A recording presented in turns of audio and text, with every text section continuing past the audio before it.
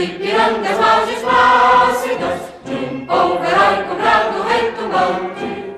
E o sol da liberdade, raios fúlgidos, brilham no céu da pátria nesse instante. Se o penhor dessa igualdade conseguimos conquistar com braço forte, desde o seio, ó liberdade, desafia o nosso peito à própria morte. Ó pátria amada, idolatrada, salve, salve, Brasil no sonho denso, raio vívido, de amor e de esperança terra desce. Sem teu formoso céu risonho límpido, a imagem do cruzeiro resplandece. Gigante pela própria natureza, és bela, és forte, pálido, colosso, e o teu futuro espelha essa grandeza, terra adorada, entre outras vilas do Brasil, a pátria amada, dos filhos deste sol és mãe gentil, pátria amada, Brasil.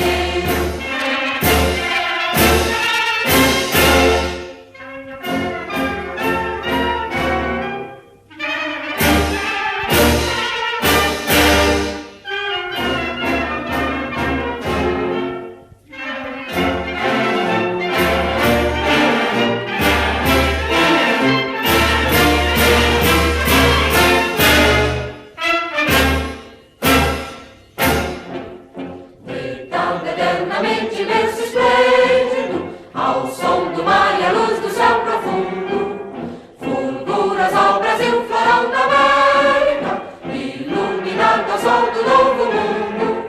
Do que a terra mais garrido, teus risonhos lindos campos têm mais flores, nossos bosques têm mais vida, nossa vida no teu seio mais amores. Ó pátria amada, idolatrada, salve, salve, Brasil de amor eterno seja símbolo, una garupa sentas estrelado, e diga o verde louro desta flâmula, mas no futuro e glória no passado. Mas antes a justiça acaba forte, verás que o filho teu não foge à luta, nem teme quem te adora a própria morte. Vilas do Brasil, ó pátria amada, dos filhos deste sol és mãe gentil, pátria amada, Brasil.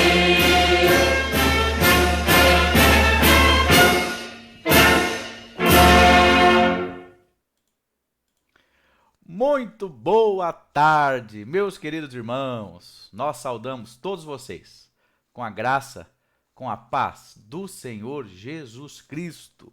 Muito bem, minha gente, hoje dia 7 de fevereiro de 2021. Nós saudamos todos, sejam muito bem-vindos e que Deus continue falando muito ao seu coração através desses estudos expositivos no livro do Eclesiastes. Muito bem, minha gente, então, sugestivo nós termos iniciado, nossa aula hoje cantando o hino nacional brasileiro, porque nós vimos parte do conteúdo que nós vamos completar hoje na aula passada, a respeito da questão da obediência, do respeito às autoridades constituídas. Vamos ver um pouquinho mais hoje e concluir ali o capítulo 8, iniciando o versículo 1 do capítulo 9, tratando de outros temas. Mas eu quero que você feche seus olhos na sua casa, onde você está nesse momento. Vamos orar, vamos falar com Deus, clamar que Ele tenha misericórdia da nossa nação, do nosso país, e que Ele fale conosco de uma forma especial nesse momento. Vamos orar então? Vamos lá? Meu Deus, muito obrigado por esse momento, reunidos virtualmente através desta ferramenta da plataforma YouTube, e pedimos humildemente que o Senhor fale conosco nesta noite, nesse momento, e pedimos a Deus que o Teu Espírito seja o professor. Ó Deus, nesse momento nós clamamos pela nossa nação. Pedimos que o Senhor tenha misericórdia do povo que o Senhor colocou nessa terra. Nós te agradecemos, ó Deus, porque o teu plano é perfeito, e te agradecemos, portanto, por o Senhor ter nos colocado ao mundo como brasileiros. Pedimos misericórdia pelo povo que sofre tanto, por um povo tão lutador, mas ao mesmo tempo, ó Deus, um povo tão cheio de defeitos, um povo tão idólatra, um povo tão corrupto. Tem misericórdia do povo brasileiro, tem misericórdia dos governantes, tem misericórdia da nossa terra. Sara a nossa nação, Senhor. O Senhor está acima de toda autoridade constituída. O Senhor é o Rei dos reis, o Senhor dos senhores. Pedimos a tua misericórdia sobre o nosso país. Tem misericórdia de nós, ó Deus. Fala conosco nesse momento. É a nossa oração, no nome de Jesus. Amém. Amém, minha gente. Muito bem, já estamos na aula de número 20. Aula de número 20, expositiva do estudo do livro de Eclesiastes. Então, nós vamos fazer o nosso mini flashback gigante antes, não é, de entrarmos no conteúdo de hoje, tá certo? Então, nós terminamos, né, esse subitem dentro desse item principal, a vida debaixo do sol, né? Ele vai até praticamente o capítulo 11 com esse grande tema, tratando da vida do ser humano aqui, né, nesse plano material. Vimos nesse último subitem, né, o sofrimento e pecado, tratado de forma bem destrinchada no capítulo 7. E vimos no comecinho do capítulo 8, versículo 1, quem é realmente sábio. E aí ele trata, ao mesmo tempo que ele faz, né, essa busca pela sabedoria como algo extremamente necessário para nós vivermos bem, ele diz que é uma sabedoria completamente inacessível ao ser humano, mas ao mesmo tempo ele nos coloca que é possível sim, Deus como a fonte da sabedoria, derramar sobre nós, compartilhar conosco uma fração da sua imensa e infinita sabedoria. E aí ele fala, né, que o sábio, a sabedoria que vai ser transmitida através dele, ela faz até com que o seu rosto se transforme, não é? Isso é possível ser visível. E aí nós vemos até o exemplo de Moisés, que teve o seu rosto brilhava, né? Ele teve até que usar um véu, porque as pessoas olhavam e falavam, gente, o que é isso? Que homem é esse? O que aconteceu com ele? A intimidade que ele teve com Deus. Tremenda foi, ao ponto do seu rosto se transformar. E eu pergunto para você, quando as pessoas olham para você, o que é que elas veem? Será que elas veem não somente uma autoridade vinda de Deus, mas algo grandioso, algo diferente, um amor, uma luz, ao ponto deles olharem para você e falar assim, que é isso? Que homem é esse? Que mulher é essa? Ou será que a primeira coisa que vem à cabeça das pessoas quando pensam no seu nome é, lá vem o fulano, lá vem a fulana, barraqueiro, encrenqueiro, briguento, rabugento, bravo, reclamão, e aí a gente podia falar tantas outras coisas. O que é que as pessoas associam quando pensam em você, quando pensam na sua imagem?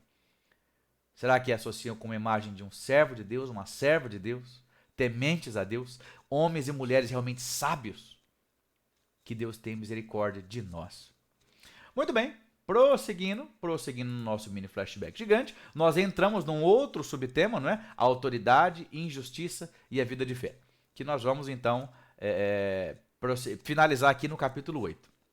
Vimos, portanto, a questão da autoridade real, né? E aí, por mais que a gente tenha visto a questão, esses termos que falam de rei, né? De reinado, mas nós transferimos para os dias de hoje, porque na época era o único sistema, né? Imperadores, monarcas. Hoje nós temos outros tipos de autoridade constituídas, né? Os três poderes, né? Poder legislativo, poder judiciário, poder executivo, né? O que governa o Estado, aquele que faz as leis e aquele que cumpre as leis. Muito bem, então sobre esse poder, essa autoridade instituída, né? Nós vimos aqui, deixa eu ficar melhorzinho, vou ficar aqui assim. Aí, nós vimos, né, de uma forma com calma, tá certo? Tá lá no nosso canal do YouTube, se você quiser depois ver com calma, você reveja esta aula, tá bom? Então nós vimos em primeiro lugar, obedeça às autoridades. Nós vemos que um cristão, o servo de Deus, aquele que teme a Deus, ele não pode se colocar como alguém desobediente, rebelde às autoridades constituídas. Nós não estamos aqui para fazer rebelião, para incitar as outras pessoas a desobedecerem o Estado, para usar as nossas redes sociais, para caluniar, para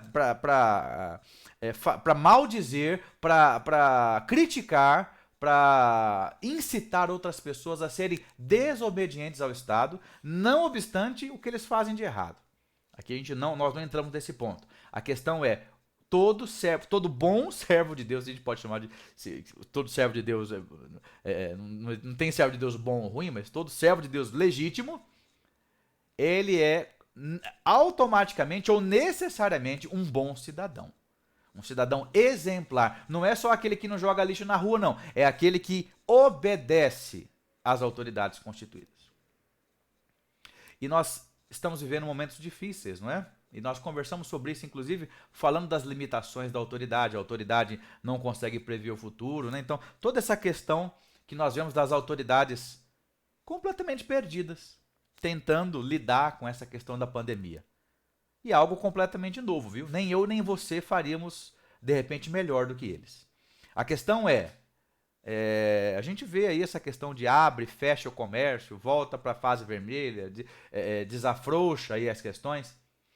E talvez você pergunte, mas por que a igreja então fecha? Por que nós ficamos tanto tempo fechados no ano passado? Por que a gente está cumprindo com a capacidade exigida? Por que nós não vamos abrir depois das 8 da noite? Por que a gente está fazendo isso? Porque nós, como representantes da igreja, estamos procurando ser obedientes ao Estado. Obedientes às leis, obedientes às ordens do Estado. É claro que se chegar a um ponto, veja bem, se chegar a um ponto de que as exigências do Estado elas vêm de afronta contra o que Deus nos ordena fazer, aí nós temos a autoridade do céu, inclusive, para desobedecer. Tá certo? Por exemplo, vamos dar um exemplo aqui clássico. A palavra de Deus nos diz de forma clara: ide por todo mundo e pregai o evangelho a toda criatura, ser testemunhas entre todas as nações, compartilhar a palavra de Deus. Deixa eu até ficar maior aqui. E nesse instante, nesse exato momento, nós temos irmãos que estão sendo perseguidos por causa disso. Missionários que são deportados do país, mas isso é o mínimo, tá?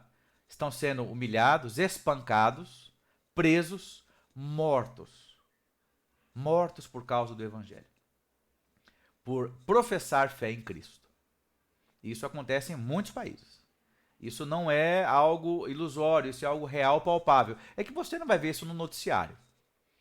Mas países como Coreia do Norte, Arábia Saudita, China, norte da África, Oriente Médio, parte da Ásia, são países de severa perseguição religiosa contra cristãos. E nem por isso a igreja para de pregar o evangelho. Porque, como disse o próprio Pedro, né, aqueles que chegaram diante dele depois daquele primeiro discurso, onde mais de 3.000 foram salvos, eles falaram assim: rapaz, fica quieto, não fala mais isso. E ele falou o seguinte, se eu não me engano, em Atos 4:22 ou 4:24, nós não podemos nos calar diante das coisas que nós temos visto e ouvido. Importa obedecer antes a Deus do que aos homens. Então, nesse caso, aí sim nós temos que obedecer em primeira e maior instância o que a palavra de Deus nos diz. Mas, de uma forma muito específica, a Bíblia nos coloca que nós devemos obediência e respeito às autoridades constituídas, porque foi o próprio Deus que as colocou. Segundo, nós vimos: faça a sua parte e não se rebele. A gente viu, né? Quando a gente trouxe aquele texto ali do brasileiro, né? O brasileiro que briga tanto, que tem um comportamento tão errado e corrupto e desonesto, quer cobrar o quê do governo? É um povo terrível. Um povo, sim, trabalhador, alegre, com tantas virtudes, mas que não pode cobrar nada dos nossos governantes, porque é tão ruim ou pior que eles.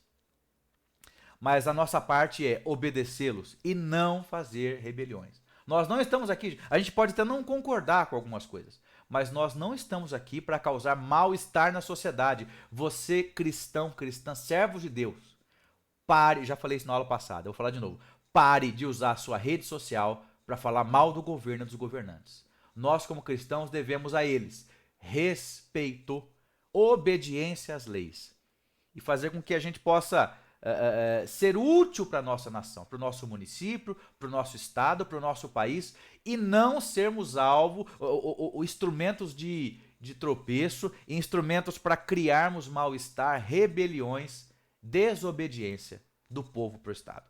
Nós não podemos ser assim, de forma alguma. Terceiro, nós vemos que a autoridade tem o direito de exigir o cumprimento das suas determinações. Então, leia com mais calma os textos ali. Aliás, quando a gente relê o capítulo 8, né, você vai lembrar desses itens. A questão aqui é, a palavra de Deus garante, chancela o Estado. A questão dos serviços públicos, a questão do direito da cobrança de impostos, e aqui não quero entrar se está muito, se está pouco, se está justo ou não, mas o Estado tem a chancela de Deus de cobrar impostos para se reverter isso em benefício do público, da população.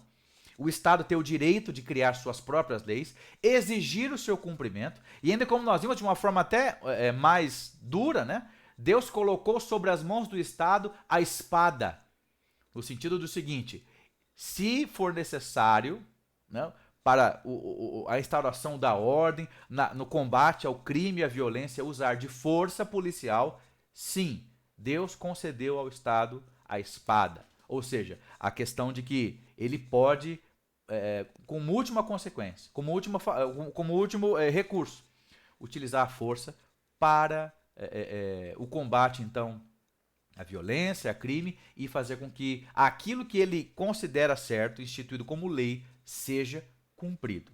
Deus deu ao Estado essa chancela. Nós vemos também que a segurança e sabedoria no obedecer às autoridades. Deus, ele pede para que nós sejamos bons cidadãos. Não tem como você ser um bom cristão, vamos utilizar esse termo de novo, bom cristão, e você ser um péssimo cidadão. Se você é um péssimo cidadão, desobediente às leis, que critica o Estado em público, que incita as outras pessoas a não obedecerem também, não tem como você ser um bom servo de Deus. Não tem como você ter intimidade com o Pai, adorá-lo com um coração sincero, ter alegria e comunhão com Ele e ao mesmo tempo agir desse jeito. Uma coisa vai refletir na outra. Então repense a sua espiritualidade baseado avaliando a forma como você se posiciona como cidadão no Brasil, ok?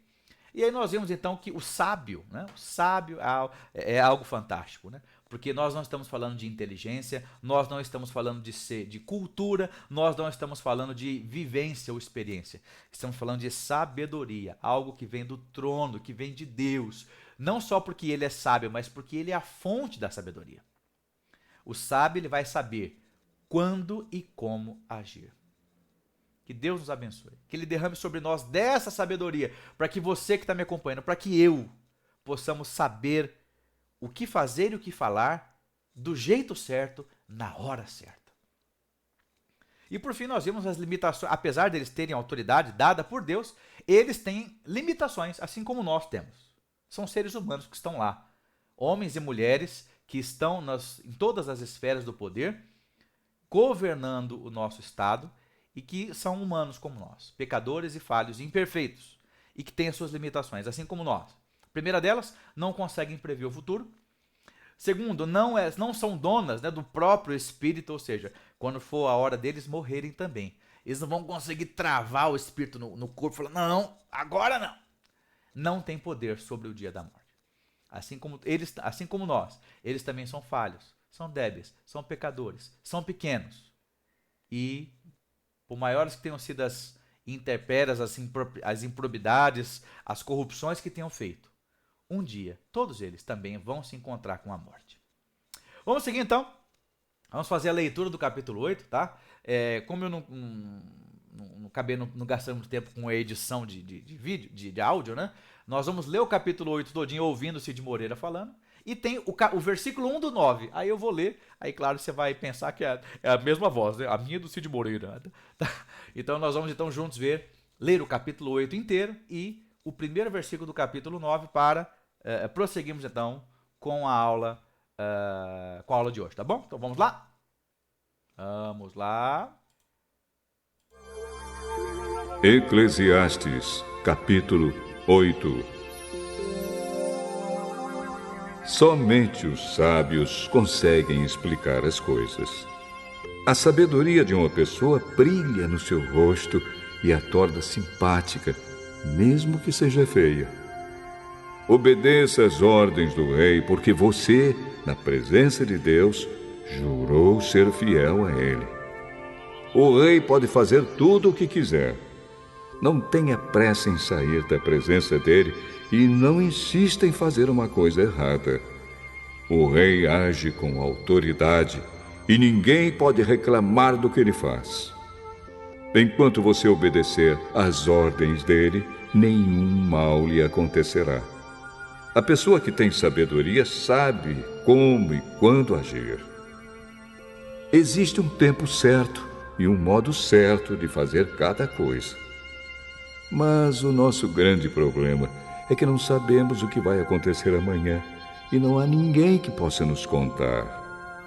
Ninguém pode dominar o vento, nem segurá-lo. Assim também ninguém pode evitar a morte, nem deixá-la para outro dia.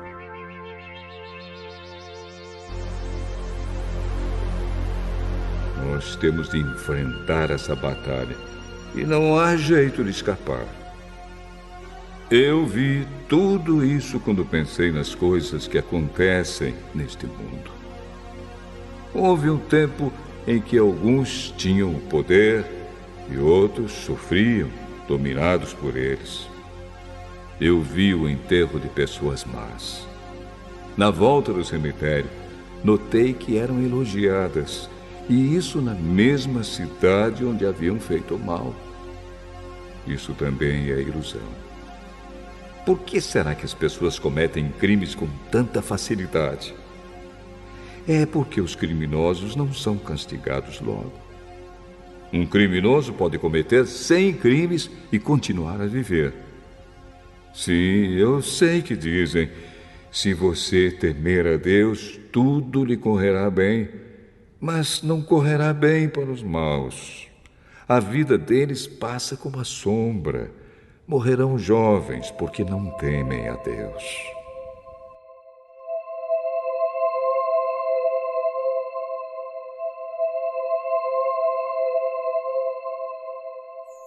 Mas isso não tem sentido. Vejam o que acontece no mundo. Muitas vezes os bons são castigados e não os maus, e os maus são premiados e não os bons. É o que digo, isso também é ilusão. Por isso, estou convencido de que devemos nos divertir, porque o único prazer que temos nesta vida é comer, beber e nos divertir. Podemos fazer pelo menos isso enquanto trabalhamos durante a vida que Deus nos deu neste mundo. Todas as vezes que tentei me tornar sábio e entender o que acontece neste mundo, compreendi que a gente pode ficar acordado dia e noite e, mesmo assim, nunca será capaz de entender o que Deus faz. Por mais que a gente se esforce, nunca entende. Os sábios podem dizer que conseguem compreender, mas, na verdade, eles também não entendem. Muito bem, e o 9, capítulo 1. Refleti nisso tudo e cheguei à conclusão de que os justos e os sábios, e aquilo que eles fazem, estão nas mãos de Deus. O que os espera, se o amor ou o ódio, ninguém sabe. Muito bem, muito bem. Vamos então, prosseguindo com a aula de hoje, né, com os tópicos da sequência do capítulo 8. Né? Então vamos lá. Primeiro,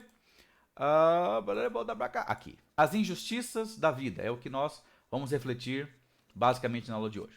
Bom, dando na verdade um prosseguimento, né, ele continua falando da questão da autoridade real, né, da autoridade dos poderes constituídos. E aí, então, ele vai emendando outras reflexões. Então, primeiramente, vamos lá. As prioridades das autoridades são seus próprios interesses. Isso é algo que é tão prático, né? Parece que a gente olha de uma forma particular para o nosso país, a gente vê tudo isso, mas isso que a gente está vendo, primeiramente, não é algo que acontece só no Brasil. E segundo, não é algo somente exclusivo dos nossos tempos. A gente está vendo aqui Salomão, né, há mais de 3.000 anos atrás, falando sobre esse tema e já observando, porque tudo isso é observação dele, isso já vinha acontecendo. As autoridades, né, têm como prioridade, infelizmente, não os interesses do povo, mas os seus próprios interesses. Olha só o que diz o versículo, capítulo 8, versículo 9. Tudo isso vi quando me pus a refletir em tudo que se faz debaixo do sol. Há ocasiões em que o homem domina sobre outros para a sua própria infelicidade. Infelicidade de quem é dominado, né? Então nós vemos, infelizmente, né, poderes constituídos que estão preocupados com os seus interesses. Não estão nem aí para o povo, gente. Olha, vamos falar aqui da questão da vacina, não é? Esse é o tipo de situação que já poderia, se todas as forças concentradas para o mesmo canal resolver o problema, se todos estivessem unidos nesse propósito, nós teríamos resultados muito mais eficientes. Nós teríamos já muita gente mais vacinada, já teríamos solução mais prática para esses problemas. Mas a gente vê cada um correndo para um lado. Por quê? Porque não estão preocupados com os interesses da nação. Estão preocupados com os seus próprios interesses. É duro dizer, gente, mas toda essa desgraça que está acontecendo no mundo, né? E falando de uma forma prática para o nosso país, está todo mundo de olho, não na resolução desse problema, mas está todo mundo de olho, sabe aonde? Nas eleições do ano que vem. Que coisa terrível. Que coisa terrível, mas é verdade. Né? E isso a gente vê em tantas obras, né, que a gente viu, cinematográficas inclusive, né? Um filme que eu gosto bastante de assistir, Tropa de Elite, que ele retrata de uma forma muito clara, né? O sistema não está interessado em resolver os problemas da sociedade. O sistema está interessado em resolver os problemas do sistema. E isso porque, não só porque o Brasil, ou o brasileiro é desse jeito, ou os nossos governantes, mas porque os seres humanos são corruptos e pecadores na sua essência. E isso Salomão já tinha visto há mais de 3.000 anos atrás, quando ele pesquisava outros governantes, outros reinados. Infelizmente é assim. Vamos seguir? Olha que coisa terrível isso aqui. Isso aqui parece que é bem brasileiro, né? O povo tem memória curta. Olha o que diz esse versículo, versículo 10. Nessa ocasião, ou nessas ocasiões, vi ímpios serem sepultados, e gente indo e vindo do lugar onde eles foram enterrados. Todavia, os que haviam praticado bem foram esquecidos na cidade, e isso também não faz sentido. E quando a gente observa, né, aquela versão anterior, da nova versão da linguagem de hoje, fala que esses homens maus, eles foram enterrados, e as pessoas elogiavam eles. E isso é uma evidência clara de que o povo tem memória curta. Parece até que está falando da gente, né? Parece até que esse livro tão maravilhoso, que faz parte, né, da coletânea de livros da Bíblia Sagrada, que é o Eclesiastes, e parece que ele foi escrito ontem, de tão atualizado que ele é. Mas o ser humano é o mesmo. A Bíblia trata de comportamento humano, e o ser humano não mudou nada. Tem apenas hoje algum pouco mais de recursos tecnológicos, alguma mordomia a mais, mas a sua essência pecaminosa é a mesma. E o povo continua também, os governantes continuam em busca somente dos seus interesses, e o povo continua com memória curta. E é por isso que entra ano, sai ano. Nós vemos então as mesmas pessoas ocupando o poder. Porque eles são eleitos. Nós não temos condição de reclamar, somos nós que colocamos esses homens e mulheres ali. O povo tem memória muito curta. A gente, de repente, está falando mal de alguém aqui, por algo que esse homem e a mulher público fizeram, mas daqui a pouco a gente já esqueceu. Nós temos uma memória muito, muito curta. Infelizmente é desse jeito, né? Muito bem, minha gente, o povo com a sua memória curta sofre. O povo que tem memória curta sofre. Agora, o que eu acho interessante, né, só para a gente aqui fixar, é que essa reflexão de Salomão, do Eclesiastes, do pregador, né, como ele coloca, o Coelete, ele coloca o seguinte, ele teve essa visão de que o povo tem memória curta, da questão toda da injustiça, no momento do seu sepultamento. Ele viu esses ímpios sendo sepultados. E ele viu as pessoas então indo ali. Aliás, só falando dessa questão, nessa época, né, ser sepultado, nós vimos inclusive em aulas anteriores, né? você ser sepultado era um sinal de honra. Era um sinal de honra à pessoa que você foi em vida. Porque as pessoas que tiveram uma vida desonrosa, uma vida terrível, né? Elas nem enterro tinham, eram jogadas fora das cidades e os seus corpos ficavam ali apodrecendo. Nós vemos então que a questão do sepultamento era uma forma honrosa de se terminar a vida. Assim como nós entendemos até hoje desse jeito, né? Que é respeitoso para a pessoa falecida ter um sepultamento. Então, nós vemos aqui ele falando que ímpios passando pela experiência do sepultamento. E deixa eu olhar bem para você e argumentar aqui com você algumas coisinhas. Você tem realmente plena convicção ou ciência, né, de que você cada dia está morrendo? Isso talvez possa ainda parecer muito duro para algumas pessoas. Ou pode parecer uma conversa meio esquisita para a gente estar tendo aqui, né? Aliás, né? Parece até que o cristão, né? Só está acostumado a falar de bênção, a falar de vitória, a falar de se diante de mim não se abrir o mar, Deus vai fazer andar por sobre as águas. Eu nunca vou passar dificuldade, eu vou sempre vencer. Aleluia! Mas você reflete com seriedade a respeito desse momento? Você tem convicção? Quer dizer, talvez você saiba, mas você evita falar sobre isso. Você vai morrer, você que está me assistindo. E eu vou morrer também. E aí, aqueles que me conhecem, né? Vai ter de duas uma. Você que me conhece, vai ter apenas duas possibilidades. Ou eu vou no seu funeral, ou você vai no meu. A grande questão é, você está pronto para esse momento? Ou você está tão agarrado a essa vida? Não, eu não posso morrer agora. Eu não quero morrer agora. Você está tão agarrado ao seu dinheiro, você está tão agarrado aos seus bens, você está tão agarrado às pessoas que te cercam, que você diz, eu não quero, eu não posso. Aonde está o teu tesouro? Porque a morte é algo inevitável. Ela vai chegar para você e você não sabe quando. O melhor que nós temos que fazer é estarmos prontos a partir de agora, a todo instante para partir. Reflita com muita seriedade aqui nesse comentário do Philip Ryken. Preste atenção nisso aqui. Preste atenção nessa frase. Guarde no seu coração. A consciência da morte exerce um poder único para concentrar a mente e o coração no essencial. É fácil distrair-se com os prazeres e problemas do dia a dia, a ponto de não refletir sobre o futuro ou o fim dos nossos dias. Mas quando ficamos ao lado de um túmulo, lembramos algo que a maioria das pessoas tenta esquecer. A morte vem mais rápido do que pensamos. Guarde isso aqui. A morte, ela vem mais rápido do que você pensa. Você está preparado para esse dia? Eu não estou falando que você quer morrer, que você é um suicida. A questão não é essa. A questão é, esse momento está cada segundo mais perto de você. Você deseja partir para estar com o Mestre? Deseja partir para estar com Cristo? Para estar com o Senhor no paraíso, na eternidade?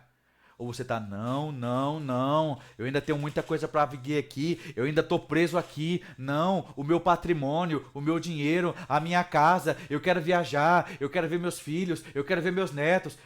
Tudo isso são desejos legítimos, mas você está tão amarrado a esse mundo, a ponto de que você evita pensar na morte, você não quer falar disso, você quer, na verdade, se segurar nesse mundo o máximo possível, mesmo sabendo que você não tem poder nenhum para fazer isso.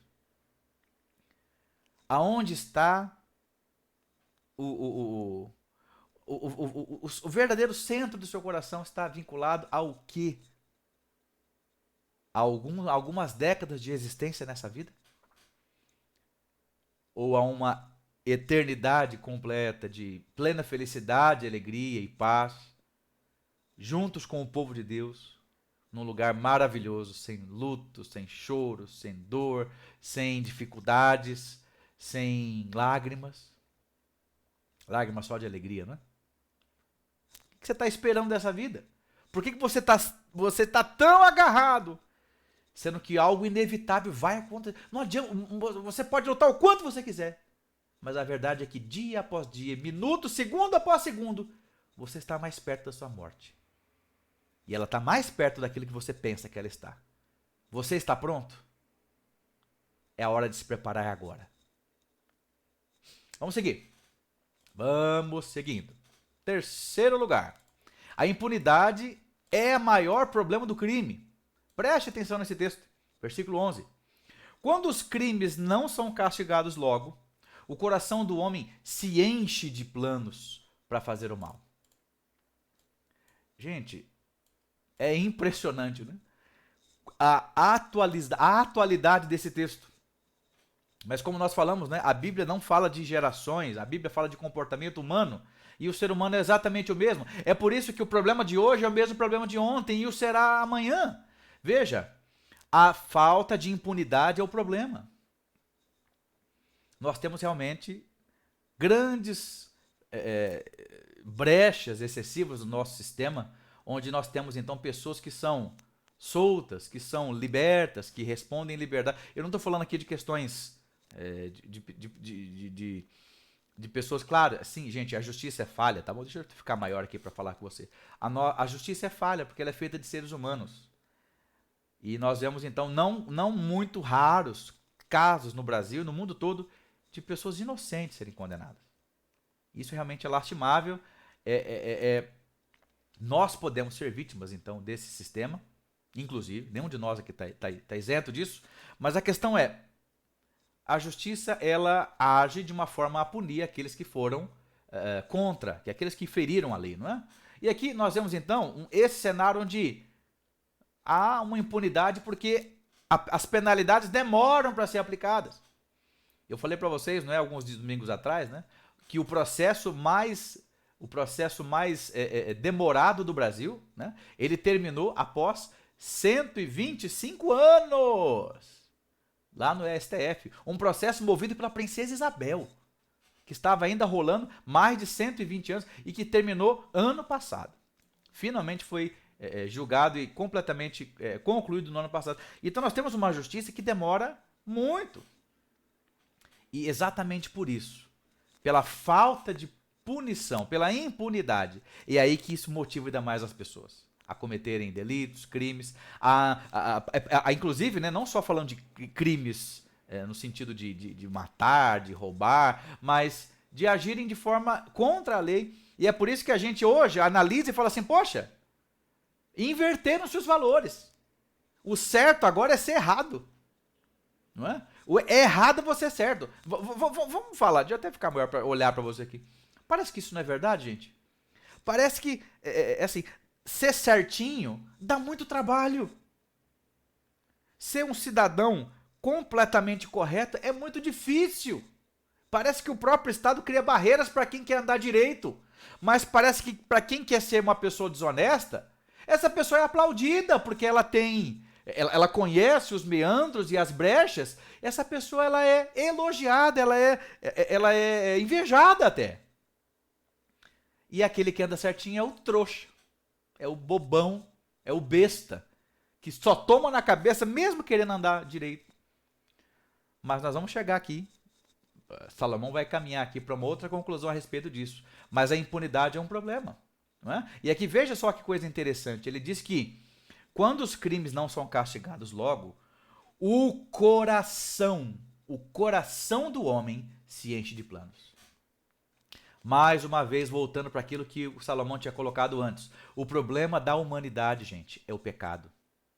É o pecado. Você veja aqui que, por não ter impunidade, por não ter punidade, né, na questão, o coração é que se enche de planos para fazer o mal. Ou seja, nós temos realmente na nossa essência a raiz do pecado. Se nós tivermos que optar, nós vamos optar sempre em fazer o que é mal. E, como nós falamos hoje, né, antes, parece que a gente vive assim, né? O errado é certo.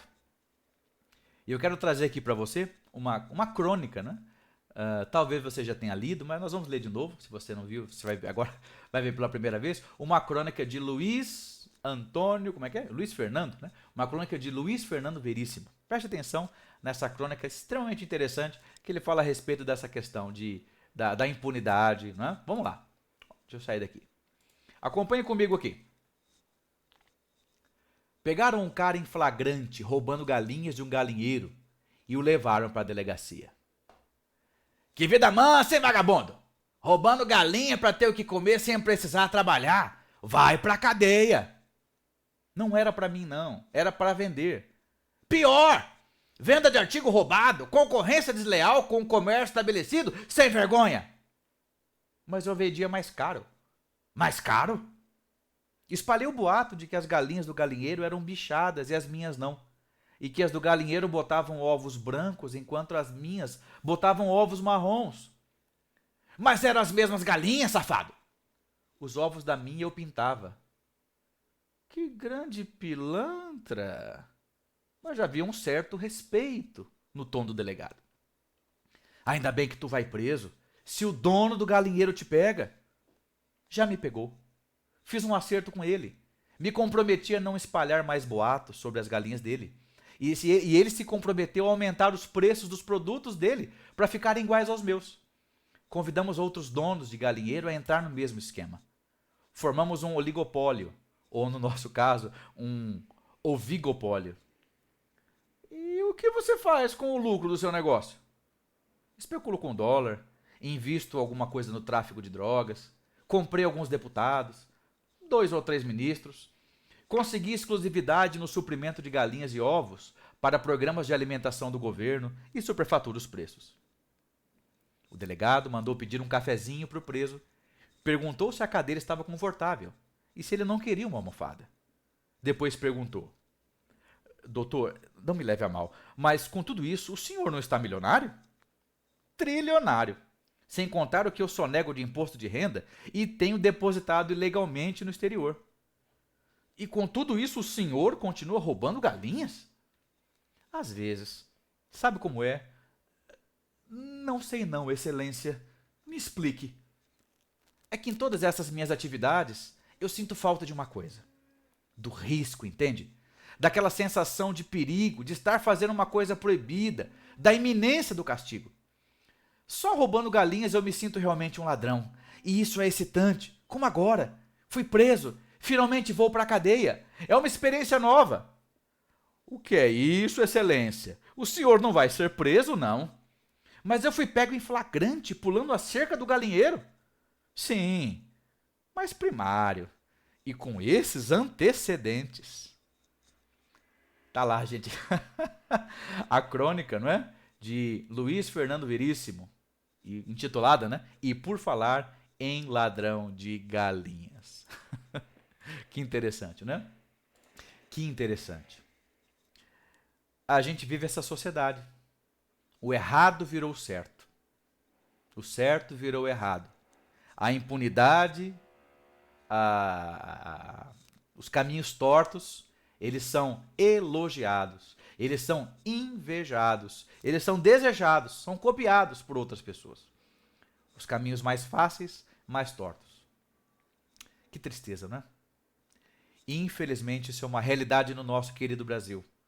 Mas não é só aqui não, viu? Em outros tantos países, para não dizer todos. Os que já passaram de nós, aqueles que viveram antes de nós no passado, experimentaram as mesmas coisas. Salomão, há mais de 3.000 anos atrás, relatou as mesmas experiências. Isso não significa que nós devemos nos conformar, significa que nós temos que entender que tudo isso é fruto do pecado da humanidade, do coração corrupto, de um coração longe de Deus, de um coração cheio de maldade. Veja aqui mais uma reflexão, né? Dessa vez feito por Rui Barbosa. Preste atenção. De tanto ver as nulidades, de tanto ver prosperar a desonra, de tanto ver crescer a injustiça, de tanto ver agigantar-se os poderes nas mãos dos maus, o homem chega a desanimar da virtude, a rir-se da honra, a ter vergonha de ser honesto. E não é, parece que é verdade? Né? Ou seja, o honesto é o errado. Além de ser o errado, É aquele que, por ser honesto, ele é uma ameaça ao sistema, porque ele vai dificultar o bom andamento desses esquemas que todo mundo faz. Todo mundo sonega, todo mundo faz um cambalacho, todo mundo dá um jeitinho no relógio de água, de luz, todo mundo faz alguma coisinha. Só você que é bobo, você que é trouxa, você que é besta, que é o certinho, que paga tudo certinho, que obedece à lei. Onde é que nós estamos? Aonde é que nós estamos? Com cristãos com esse tipo de pensamento.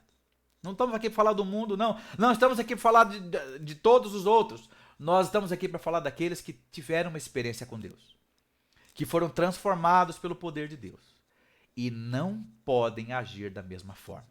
De jeito nenhum. De jeito nenhum. Vamos continuar? E aqui, portanto, ele começa, ao expor tudo isso. Ele fala então de uma resposta, a resposta da fé.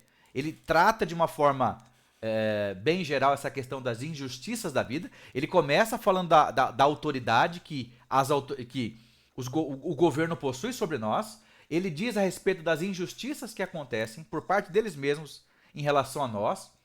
E aqui então vem uma resposta.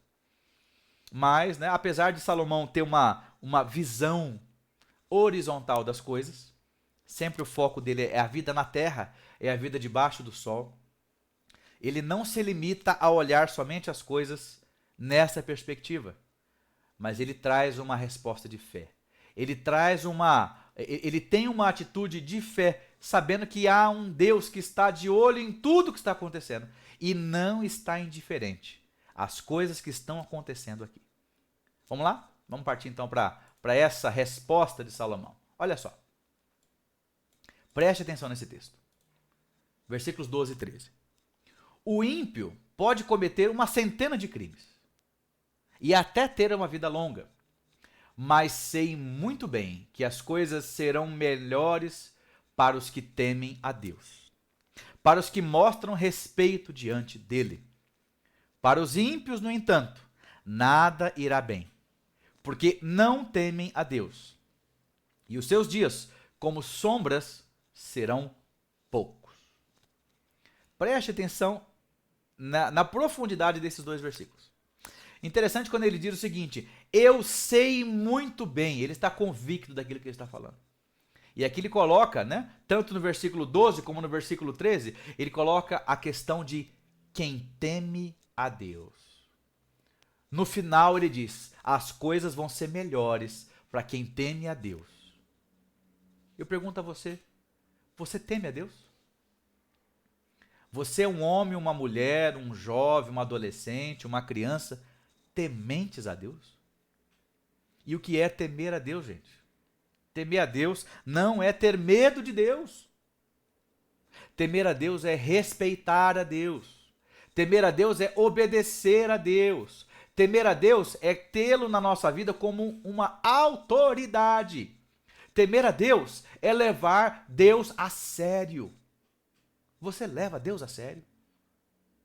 Ou você faz o que você quer da sua vida?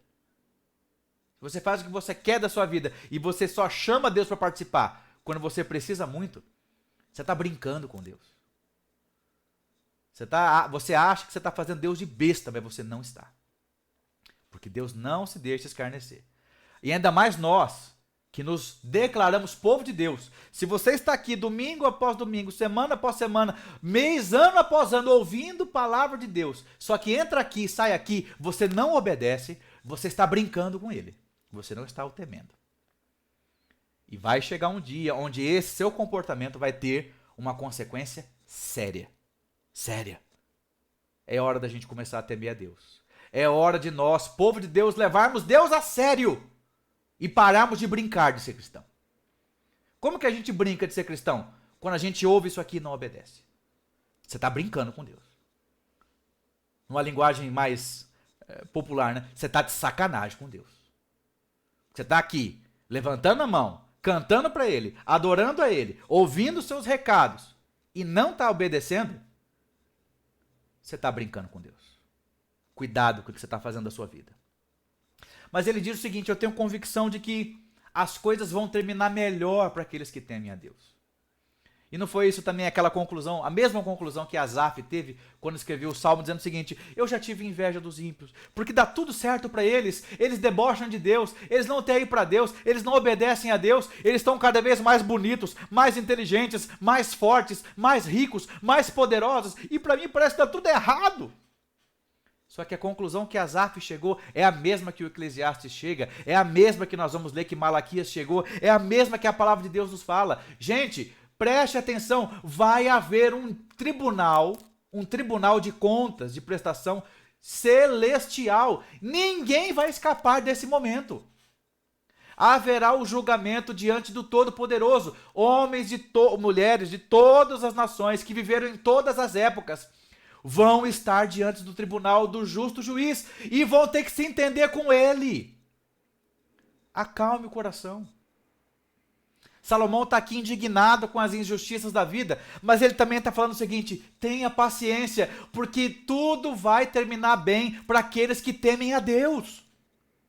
Aqueles que caminham com Deus e que buscam levar Deus a sério vão terminar de forma, aparentemente, hoje, né, a gente vê injustiças acontecendo, pessoas que questionam Deus, que debocham de Deus, que não estão nem aí para Deus, que vivem a sua vida pecaminosa e corrupta, da forma como querem, prosperando, dando tudo certo nas suas vidas. E a gente vê pessoas que buscam a Deus, temem a Deus, parece que está tudo errado, está difícil, está complicado, está travado. Mas não julguem pelos resultados. Haverá um dia de prestação de contas, haverá um dia que todo mundo vai ver a diferença entre quem serve a Deus e quem não serve. Aleluia. Descanse o coração em Deus. Descanse o coração em Deus. E ao mesmo tempo, siga aquilo que Deus estava falando para nós.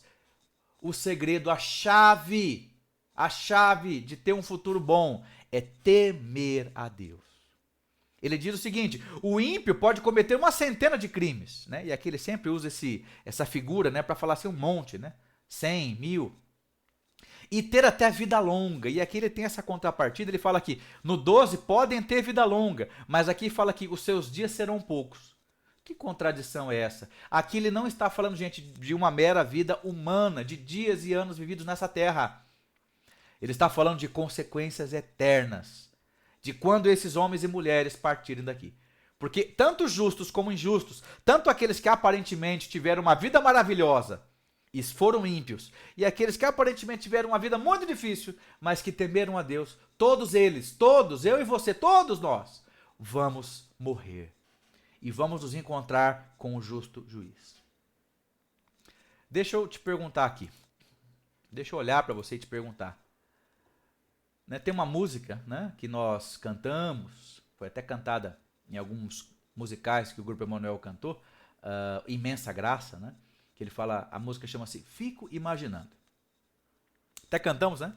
Se eu não me engano, no final do ano passado, né? A gente fez uma montagem. E eu pergunto a você, você já parou para imaginar como que vai ser esse momento de encontro presencial com Jesus, com Deus? Ele diz, né? Será que eu me curvarei ou de pé eu vou ficar? Eu dobrarei os meus joelhos? O que eu vou fazer na hora? Como vai ser isso? Será que... Só que tem o seguinte,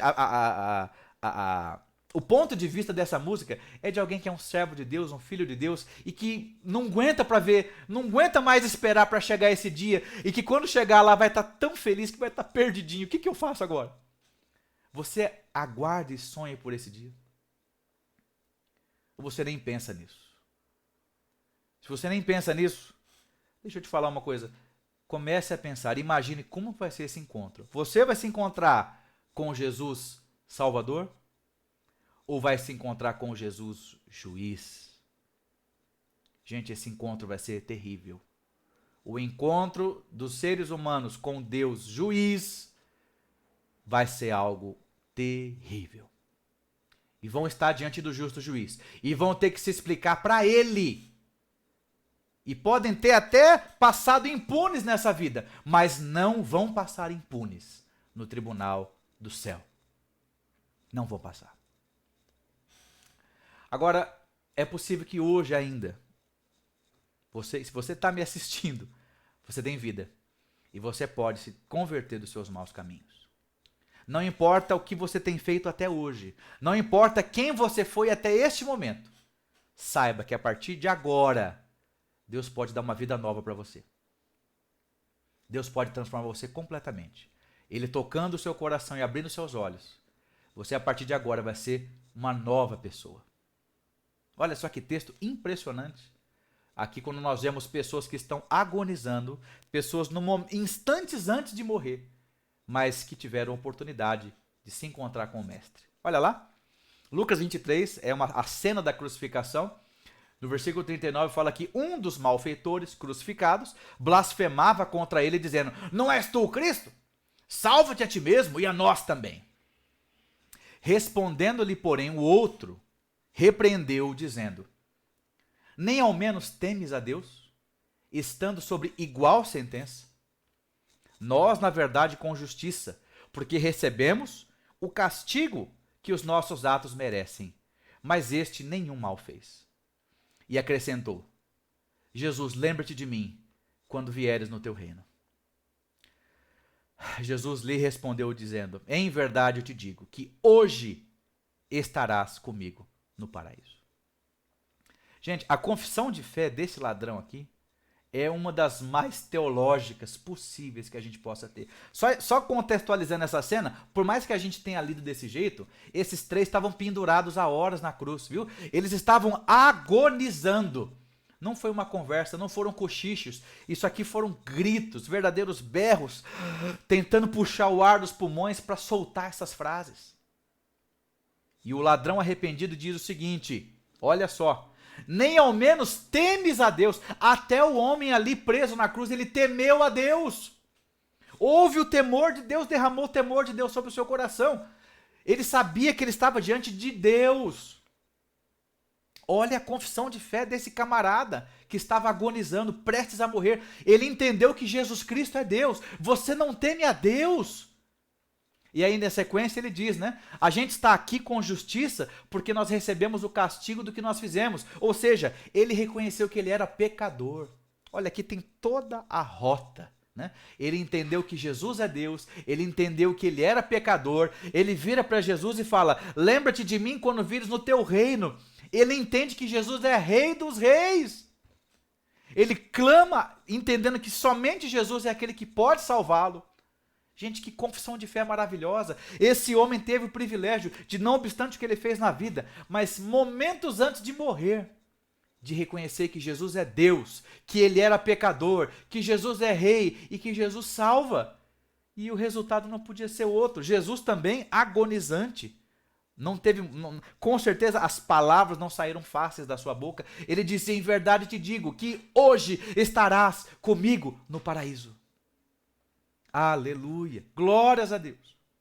Eu pergunto para você que está vivendo agora, se você falecer hoje, se você falecer amanhã, daqui a instantes, você vai estar imediatamente com o Senhor? Você tem essa convicção? Deixa eu falar para você, se você não tem essa convicção, deve ser por isso que você é tão agarrado a essas coisas. É por isso que você é tão agarrado ao dinheiro que você tem guardado. É por isso que você é tão agarrado aos imóveis que você adquiriu. É por isso que você é tão agarrado à família, aos amigos, às pessoas, às coisas desse mundo. É por isso que você é tão agarrado a essa vida. Porque você ainda não tem convicção de que quando você partir, você vai estar instantaneamente com Jesus no paraíso.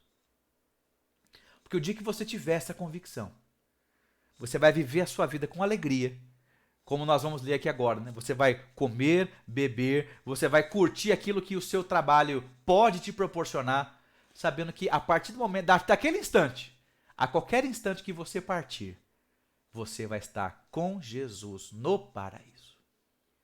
Você tem essa convicção? Não sou eu que posso dar para você. E nem é fruto de uma autocrítica, uma auto-observação de si.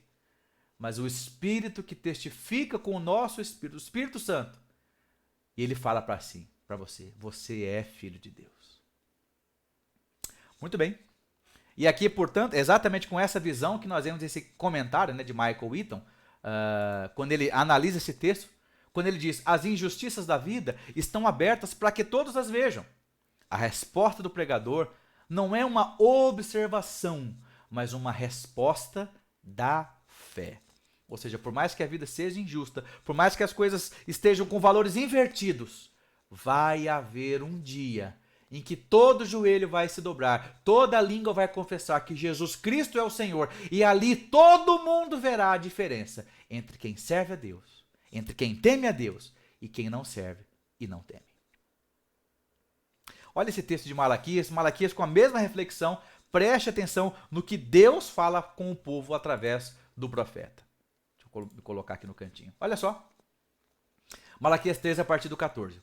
Vocês dizem: é inútil servir a Deus. O que ganhamos quando obedecemos a seus preceitos e andamos lamentando diante do Senhor dos Exércitos? Por isso agora consideramos felizes os arrogantes, pois tanto prospera o que pratica o mal, como escapam ilesos os que desafiam a Deus. No dia em que eu agir, diz o Senhor dos Exércitos, eles serão o meu tesouro pessoal. Eu terei compaixão deles, como um pai tem compaixão do filho que lhe obedece. Então vocês verão novamente a diferença entre justo e ímpio, entre os que servem a Deus e os que não servem.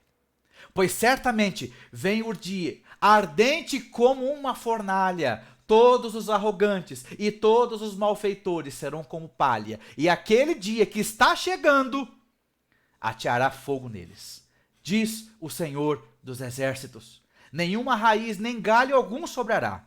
Mas para vocês que reverenciam o meu nome, o sol da justiça se levantará, trazendo cura em suas asas. E vocês sairão e saltarão como bezerros soltos no curral. Depois esmagarão os ímpios, que serão como pó sob as solas dos seus pés, no dia em que eu agir, diz o Senhor dos Exércitos.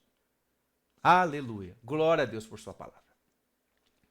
Porque nós esperamos, apesar de todas as injustiças e inconsistências da vida, nós aguardamos por esse dia. Deus é justo. E a sua justiça vai ser executada. Ele é santo, ele é amor, ele é perdão, ele é misericórdia. Mas, por ele ser completamente perfeito, ele não poderia ser só misericórdia. Ele é misericórdia, mas ele também é justiça. Deus é perfeito. E assim como ele é perfeitamente santo, ele é perfeito em amor, ele é perfeito em misericórdia e também ele é perfeito em justiça. Não é a nossa justiça, não. É a sua justiça, a justiça de Deus, que é perfeita. Vamos seguindo? E aqui ele reitera o problema, né? No versículo 18, ele mais uma vez nos traz esse... deixa eu colocar para cá de novo. Opa, cortei. Ele reitera o problema da injustiça aqui no versículo 14, né? Ele fala: há mais uma coisa sem sentido na terra.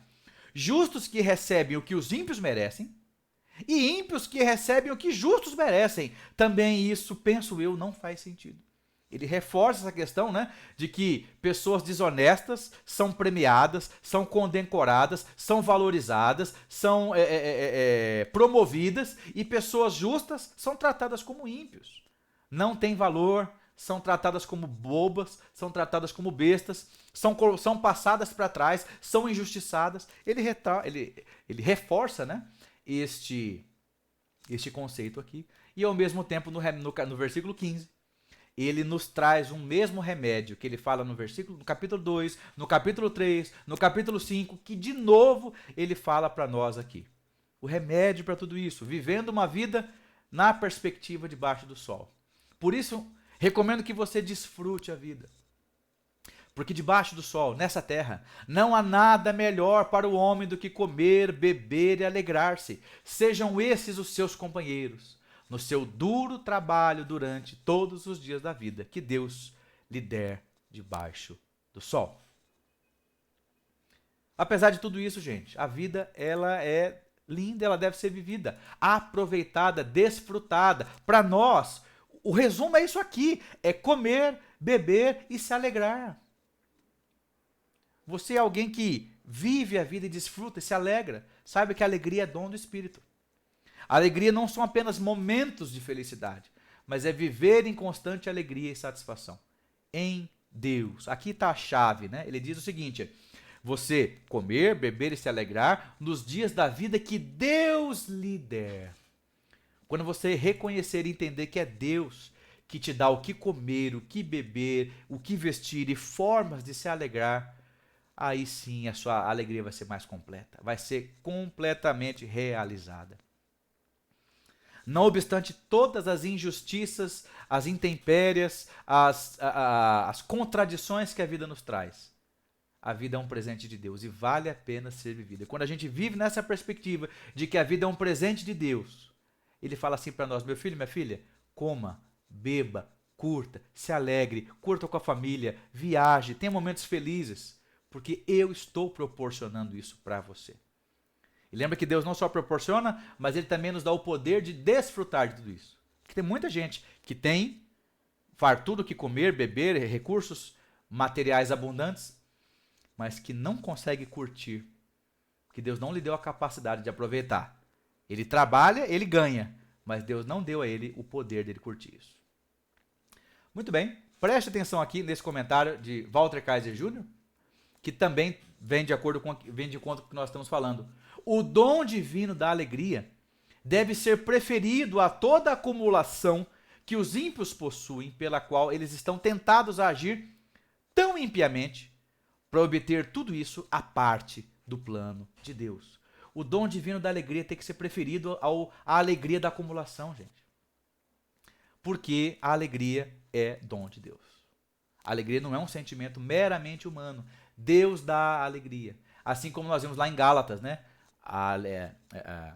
Amor, alegria, paz, longanimidade, benignidade, bondade, fidelidade, mansidão, domínio próprio. Isso não procede dos homens.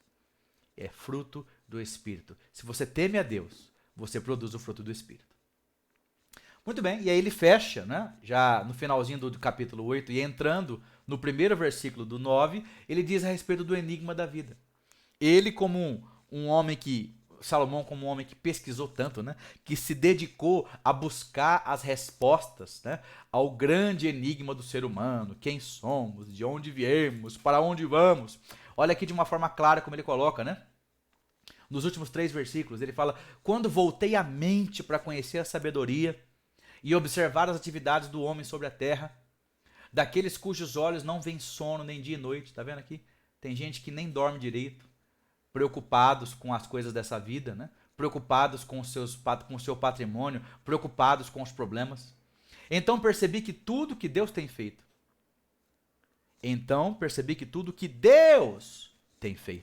os seres humanos estão aqui agindo, eles são responsáveis por suas ações, mas tudo está acontecendo de acordo com o plano que Deus projetou. Aleluia. Ele é soberano. Ninguém é capaz de entender o que se faz debaixo do sol. Gente, olha só. Por mais que se esforce para descobrir o sentido das coisas, o homem não o encontrará. O sábio pode até afirmar que entende, mas na realidade não consegue encontrar. Então, se você ouvir alguém falando o seguinte: não, eu entendi. Ele não entendeu. A Bíblia está falando o seguinte: é mentira.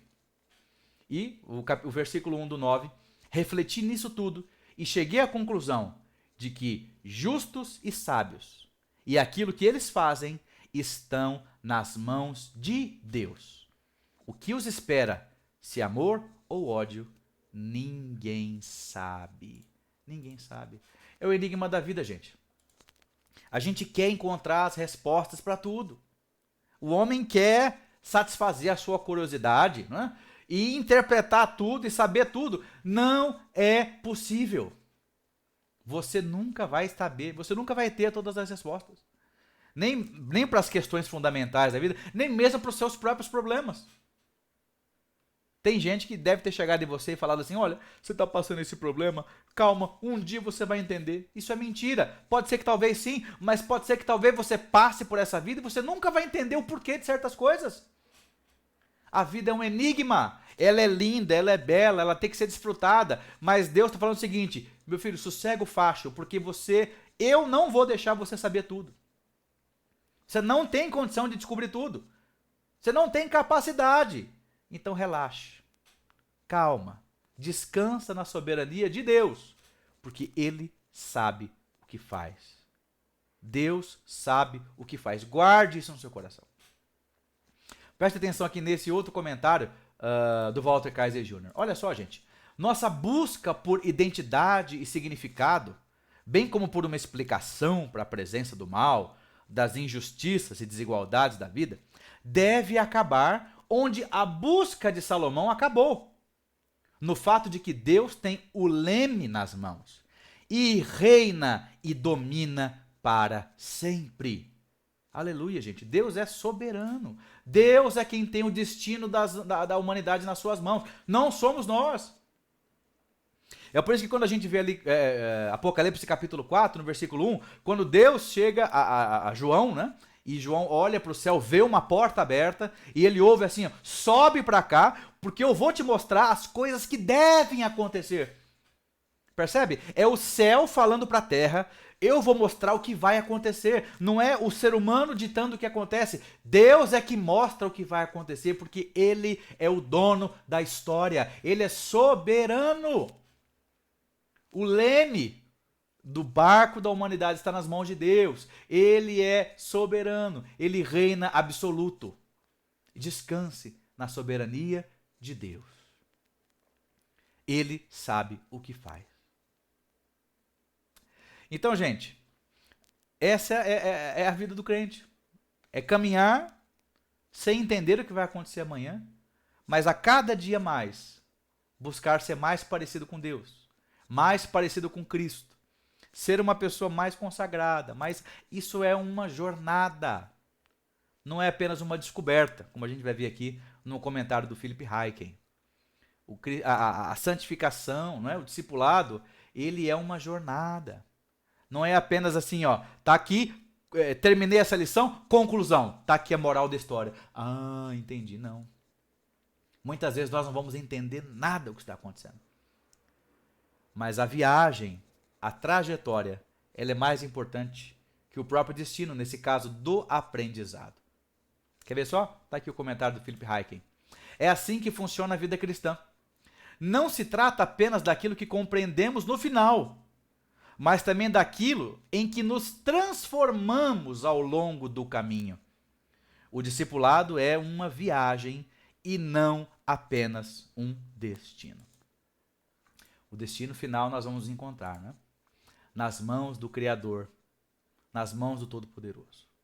Enquanto isso, gente, essa vida, mesmo cheia de dificuldades, essa vida mesmo cheia de incertezas, essa vida cheia de injustiças, ela é desse jeito porque Deus permitiu que ela fosse assim. Pela maldade do homem, pela responsabilidade do homem, mas pela soberania de Deus. A soberania de Deus, ela está maior do que qualquer vontade de qualquer ser humano, por maior que ele tenha autoridade sobre outras pessoas. A vida é um presente de Deus. Vale a pena viver essa vida. A vida é linda, gente. Desfrute cada instante. Coma, beba, desfrute do que o fruto do seu trabalho pode proporcionar a você. Seja uma pessoa generosa, compartilhe com outros, viva com uma forma reconhecendo que Deus é o autor da vida e o doador de todas as bênçãos que você tem recebido. Desfrute esse presente lindo, fantástico, que é a vida. Que você só tem uma. Quando você partir dela, algo vai acontecer com você. Você terá um encontro pessoal, cara a cara, com o justo juiz. Será que vai ser com o Salvador, Senhor Jesus? Ou vai ser com o juiz Jesus? Que Deus nos abençoe e nos prepare para esse momento que cada dia se aproxima.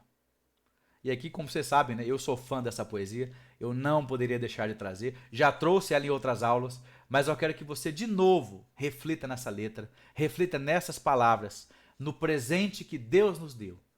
A vida, que é algo realmente, um presente preciosíssimo de Deus. A vida não são coisas, a vida são pessoas, a vida são momentos que nós vamos desfrutar. Preste atenção aqui na poesia de Gonzaguinha, né? E a vida? E a vida o que é? Diga lá, meu irmão. Ela é a batida de um coração? Ela é uma doce ilusão? E a vida, ela é maravilha ou é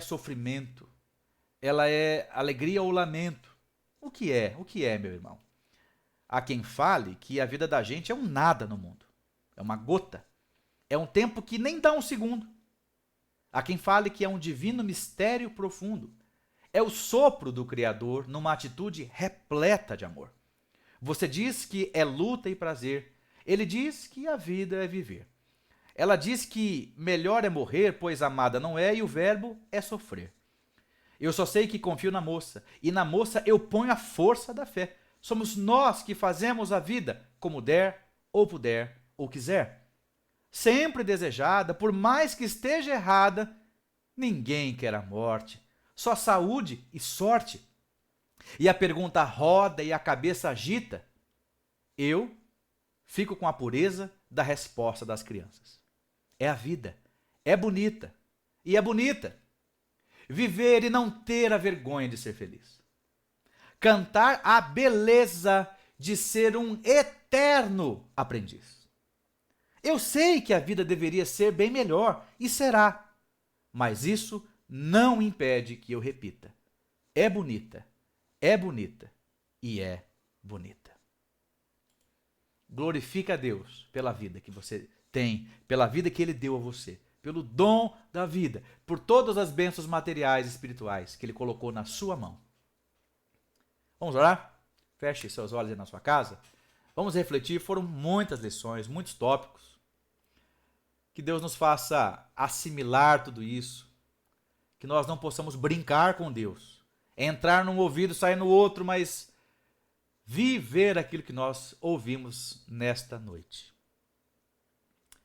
Meu Deus, muito obrigado pela tua palavra, rica, cheia de ensinos. Ó Deus, faz do teu povo, o povo que o Senhor chamou, mas o povo que o Senhor colocou nesta terra, como cidadãos desta nação. Faz de nós, ó Deus, brasileiros exemplares. Brasileiros que cumprem com as leis, que são obedientes às normas, que respeitam as autoridades, que não se rebelam contra as autoridades, que não incitam outras pessoas a serem rebeldes, que cumprem com os seus deveres cívicos, que são cidadãos de bem, que têm uma vida ilibada, que são os melhores naquilo que põem a mão, bons cidadãos, bons profissionais, bons vizinhos, bons pais, bons maridos e esposas, bons filhos. Ó Deus, faz de nós um povo modelo, sal e luz para este mundo.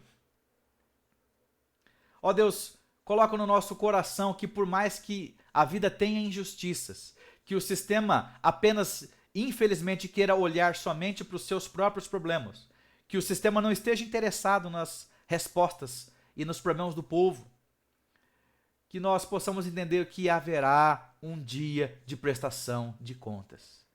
Que apesar, ó Deus, das pessoas entenderem que parece que hoje o errado é fazer certo, o errado virou certo e vice-versa, nós obedecemos às tuas palavras, Senhor, e vai haver um dia, esse dia está chegando, que todo mundo verá a diferença entre quem teme a Deus e quem não teme.